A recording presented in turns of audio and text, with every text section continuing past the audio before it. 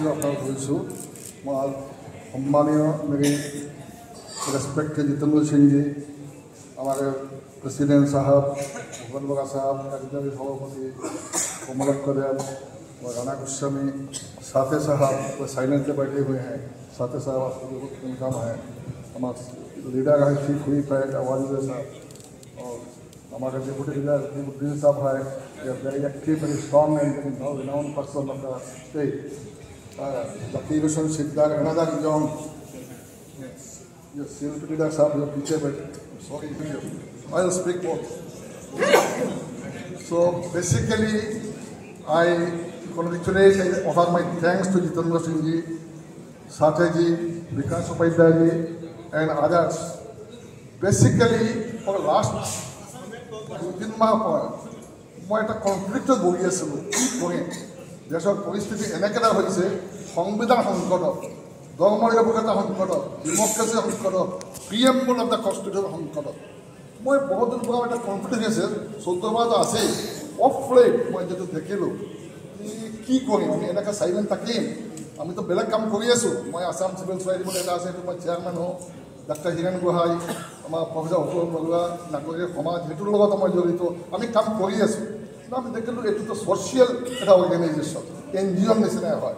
গতিকে যদি মই কিবা কণ্ট্ৰিবিউট কৰিব লগা হয় effectively, I should join political party.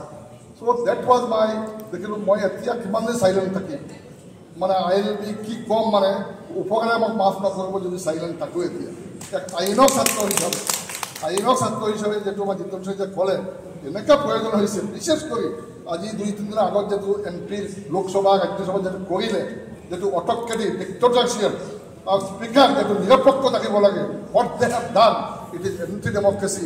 Basically Congress is for protection of democracy and BJP is for destruction of democracy, destruction of secularism, destruction of framework.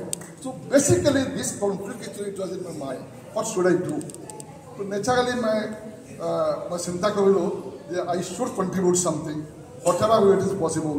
Social service আমি কৰি আছোঁ, নাগৰিক সমাজ কৰি আছোঁ, ভাৰত যোগ আন্দোলনৰ লগত আমি জড়িত আছিলোঁ, ভাৰত যোগ অভিযান হিচাপে আমি এতিয়াও কৰি আছোঁ, কেইদিন আগত কৰিছিলোঁ, সেইটো আমি কৰি আছোঁ। We are very much with you. Otherwise, last time until I campaigned for Congress in the name of Assam Civil Society. Last I have campaigned with Abdul Hadi, Mr. Zakir Hussain, Sheikhdar, I have gone to his constituency. I was not congressman at that time, but I have gone because my conscience said, no, this time you should not speak my silently, don't say, you do something. এই do something যেটো আহিছে সেই মনত আহি ultimately মই দেখিলোঁ যদি মই এইটো নকৰোঁ I will be failing in my duty. সেইকাৰণে মই সিদ্ধান্ত ল'লোঁ। আমি আশা কৰোঁ কংগ্ৰেছ পৰিবাৰত আহি মই অতি সুখী হ'লোঁ, অতি আনন্দিত হ'লোঁ। আমি আশা কৰোঁ আমাৰ যিটো মঠ পাব্লিকৰ ছাৰ্ভিচ কৰা, পাব্লিকৰ হেৰি কৰা, দেশৰ স্বাৰ্থত কৰা, জাতিৰ স্বাৰ্থত কৰা, ইউনিটি ইন ডাইভাৰ্চিটি কেনেকৈ ৰক্ষা কৰিব পাৰোঁ। আৰু প্ৰিএম্বল বেছিকৈ মই বাৰ প্ৰিএম্বল কৈ আছোঁ, নেক্সট যদি 24 যদি তেওঁলোক আকৌ আহি যায় প্ৰিএম্বল যদি চেঞ্জ কৰি লয়, আমি এনেকৈ মিটিঙো কৰিব নোৱাৰিম।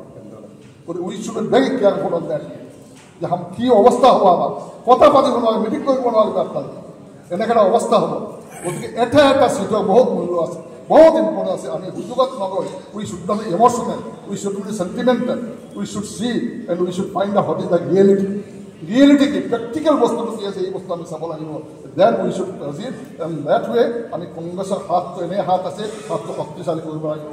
ৰাহুল গান্ধী, সোনিয়া গান্ধী, খাৰ্গেজী, আমাৰ ভূপেন বৰাজী, জিতেন্দ্ৰ সিংজী, দেৱব্ৰত শইকীয়াজী, অতুলজী, আমি চবৰ হাতটো শক্ত কৰিব লাগিব। তেতিয়াই ডেমক্ৰেচি বাচিব, সংবিধান বাচিব, ভাৰত বাচিব, অসম বাচিব। এইখিনি কৈ মই আপোনালোকৰ দুৱাৰ আশীৰ্বাদ লৈ মই আপোনাক আকৌ ধন্যবাদ জনাই, আপোনালোকে মোক একচেপ্ট কৰিলে, আপোনালোকে পৰিবাৰৰ সদস্য হিচাপে you have accepted in the member of the family. I am grateful to you sir, thank you very much.